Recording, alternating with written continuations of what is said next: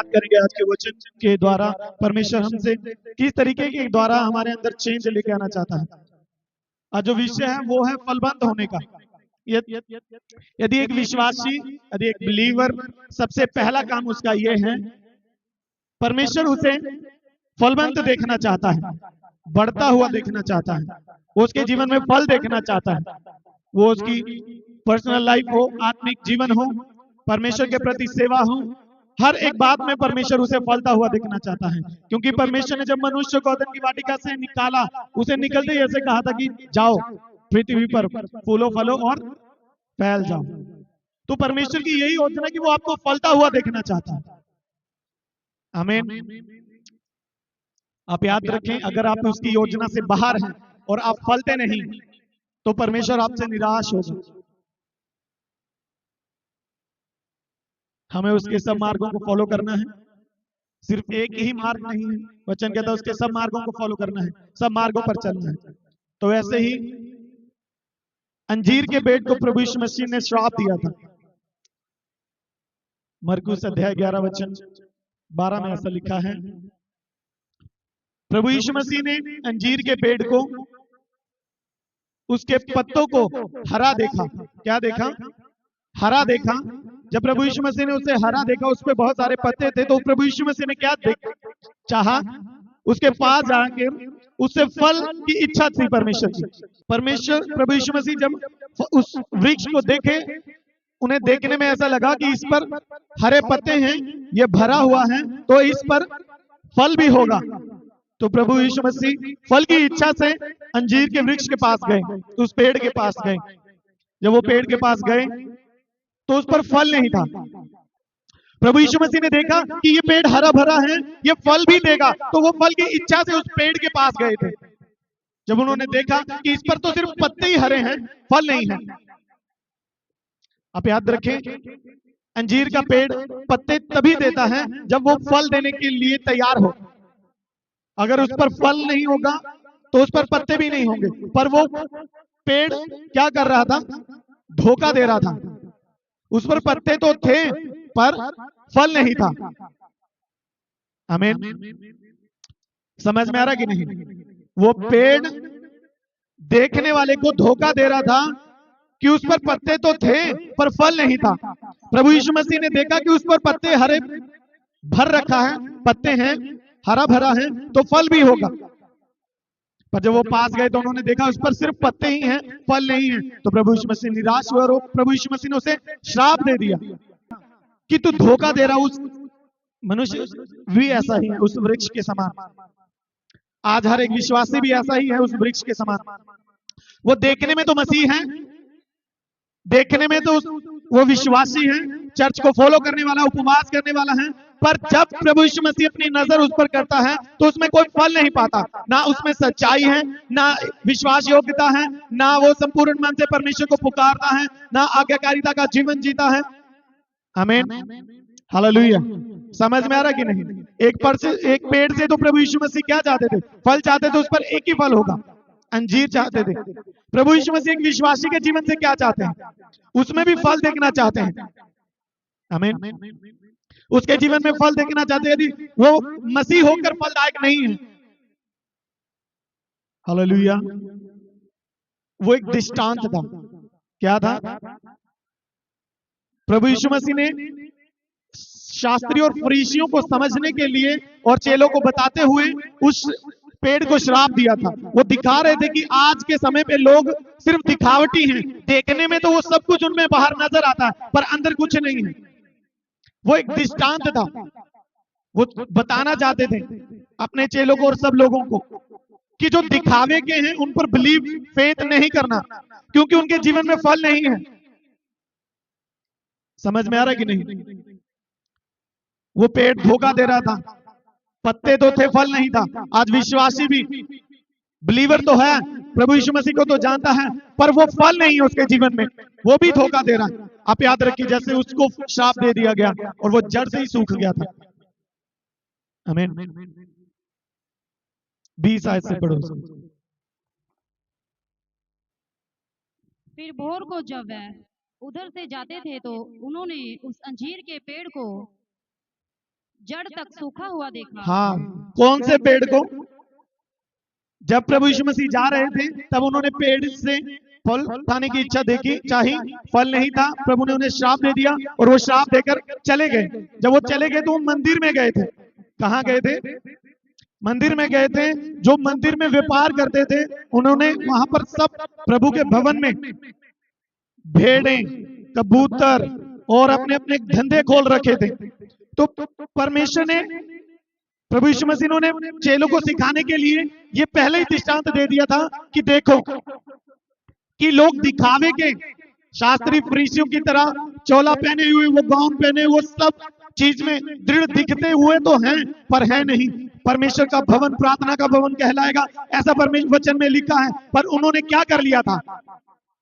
व्यापार का घर बना लिया। वो अपना व्यापार कर रहे थे वहां पर। तो उन्होंने, वो फल क्या था कि फल परमेश्वर जैसे पेड़ पर चाहते थे वैसे उन लोगों में भी चाहते थे कि इनमें भी परमेश्वर का डर, विश्वास, योग्यता और वफादारी का जीवन नजर आए, पर उनमें भी वो नजर नहीं आ रहा था। तो वचन कहता है कि परमेश्वर ने, प्रभु यीशु मसीह ने जैसे पेड़ को श्राप दिया तो उन्हें भी श्राप दिया। जब उन्होंने पेड़ को श्राप दिया उसके बाद वो भवन में चले गए। फिर भवन से निकलते वक्त भोर के समय यानी सुबह जब वो वहां से निकल रहे थे तब पतरस का ध्यान उस पेड़ पर पड़ा जिसे श्राप दिया गया था। फिर वो कहां से सूखा? जड़ तक सूख गया। एकदम से कुछ नहीं होगा। यदि आप फलदायक नहीं है, आप परमेश्वर की सेवा में फल नहीं लेकर आ रहे, आप नसीहत में फल नहीं लेकर आ रहे, आप याद रखें जड़ तक सूख जाएगा और एकदम से नहीं होगा। आमीन। समझ आ रहा है कि नहीं? जोर से बोलिए हालेलुया। एकदम से नहीं होगा पर पेड़ जड़ से सूखेगा। हर एक विश्वासी भी आत्मिक जीवन से खत्म होगा, जड़ से खत्म हो जाएगा। उन्हें दूसरी बातें अच्छी लगने लग जाएंगी, उन्हें परमेश्वर की ये सेवा, उसकी संगति, उसका वचन भार लगने लग जाएगा। जब वो जड़ से सूखेगा, और जड़ से वो तब सूखेगा जब उसके जीवन में फल नहीं दिखेगा। आमीन। कितना जरूरी है फल। हालेलुया। फल कितना जरूरी है। परमेश्वर चाहता है कि वो आप में फल को देखे, वो चाहता है कि वो फल आप में नजर आए। आमीन। और आज विश्वासी क्या है? पत्तों से भर रखा है। जैसे पेड़ उस पत्तों से भर रखा है ना, ऐसे ही विश्वासी सिर्फ बातों से भर रखा है, फल नहीं दिखता। वो डर परमेश्वर का, वो वफादारी वाला जीवन परमेश्वर के प्रति, वो विश्वास में चलने का दृढ़ निर्णय, कुछ भी नहीं, एक भी फल नजर नहीं आ रहा। तो जैसे पेड़ धोखा दे रहा था वैसे ही विश्वासी भी धोखा दे रहे हैं प्रभु यीशु मसीह। आप याद रखिए, जड़ तक सूखेगा पेड़, विश्वासी भी जड़ तक सूख जाएगा। आमीन। Hallelujah, hallelujah. प्रभु यीशु मसीह क्या चाहता है? फल चाहता है आपके जीवन से। वो चाहता है कि आप उसके लिए फल लेकर आए। वो देखना चाहता है, और वो फल क्या है? वफादारी, परमेश्वर के वचन से प्रेम करना, उसके डर में चलना, आज्ञाकारिता का जीवन जीना, वचन को महत्व देना, परमेश्वर के राज्य के लिए अपने आप को तैयार रखना, ये फल है। यदि ये एक विश्वासी में नजर नहीं आते तो आप याद रखिए वो सिर्फ एक विश्वासी है, वो धोखा दे रहा। पेड़ तो वो अंजीर का था, पत्ते भी थे, पर फलदायक नहीं था। आमीन। आज विश्वासी भी हैं, चर्च तो जाते हैं, विश्वासी तो हैं, पर उनके जीवन में भी फल कोई नहीं है। वो वैसा ही व्यवहार करते हैं, वैसा ही चाल चलन चलते हैं जैसा नॉन बिलीवर चलते हैं। हमारा चाल चलन दूसरों से मेच का था, हालांकि हमारा चाल चलन, प्रभु ने कहा ना कि मैंने तुम्हें चुनकर संसार से अलग कर लिया है। तब जब उसने हमें अलग किया है तो सब बातों से अलग किया है, कि सिर्फ चर्च आने के लिए अलग नहीं किया कि हम चर्च में जाएं, वो दूसरे स्थानों पर जाएं, इसलिए अलग नहीं किया। हम अलग नजर आए इसलिए अलग किया है। बगीचे में एक पेड़ लगा हुआ था। क्या था? जोर से, पेड़ लगा हुआ था, ये वचन बताता है। तो स्वामी आया और माली से उसने कहा कि ये पेड़ क्या नहीं कर रहा, फल नहीं दे रहा, इसे क्या करो? काट दो। क्या करो? जोर से बोली, क्या करो? स्वामी चाहता है कि जो फल नहीं दे रहा उसे क्या किया जाए, पर जो माली है वो क्या कहता है? स्वामी मुझे 1 वर्ष और दे दे, 1 साल और दे दे, कि मैं इसकी अच्छे से देखभाल करूं, अच्छे से पानी दूं, अच्छे से खाद दूं, और ये फल लेके आने वाला हो जाए, यदि फिर ना हो तो अब तुम क्या कहना, निर्णय देना और मैं काट दूंगा। आमीन,